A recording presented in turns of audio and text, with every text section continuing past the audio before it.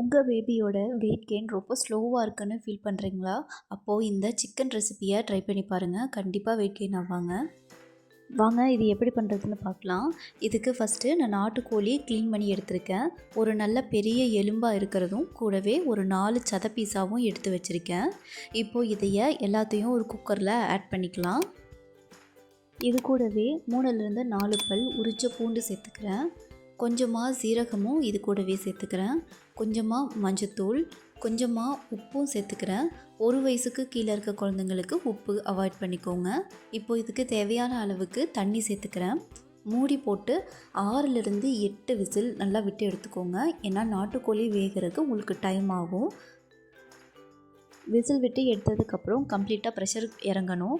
அதுக்கப்புறம் நாட்டுக்கோழி வெந்துருச்சான்னு செக் பண்ணுங்கள். இந்த மாதிரி கைகளில் அமுத்துனீங்கன்னா தனித்தனியாக பிஞ்சு வரும். அப்போது சிக்கன் பீஸ் நல்லா வெந்துருச்சுன்னு எடுத்துக்கலாம். இதில் இருக்கிற சிக்கன் மட்டும் நான் தனியாக எடுத்துகிட்டு அதோட சூப்பை தனியாக எடுத்துக்கிறேன். ஒருவேளை உங்கள் குழந்தைங்க 7 மாதத்துக்குள்ளே இருக்காங்கன்னா இந்த சிக்கன் சூப்பை நீங்கள் ஃபிட் பண்ணிக்கலாம். நம்ம இதை இப்போ ஃபுல்லாகவே யூஸ் பண்ணிக்க போகிறோம். சிக்கன் பீஸ் நல்லா ஆறுனதுக்கப்புறம் அதை தனித்தனியாக இந்த மாதிரி பிரிச்சுக்கலாம். கையை வச்சு இந்த மாதிரி பிரிச்சிங்கன்னா நூல் நூலாக பிரிஞ்சு வரும். நல்லா சின்ன சின்ன பீஸாக பிரிச்சுக்கலாம். அப்போ தான் தொண்டையில் சோக்காகாது. பாருங்கள், நான் இருக்க எல்லா பீஸையுமே இந்த மாதிரி சின்ன சின்ன பீஸாக பிரித்து எடுத்திருக்கேன். இதுக்கு தேவையான அளவுக்கு தேங்காய் பால் நான் அரைச்சி எடுத்துகிட்டு வந்திருக்கேன். ஒரு 4 பீஸ் தேங்காயை கொஞ்சமாக தண்ணி விட்டு நல்லா அரைச்சிட்டு திக் பாலாக எடுத்து வச்சுருக்கேன். அடுப்பில் ஒரு பேன் வச்சு நம்ம எடுத்து வச்சுருக்க சிக்கன் சூப்பு அதில் சேர்த்துக்கோங்க.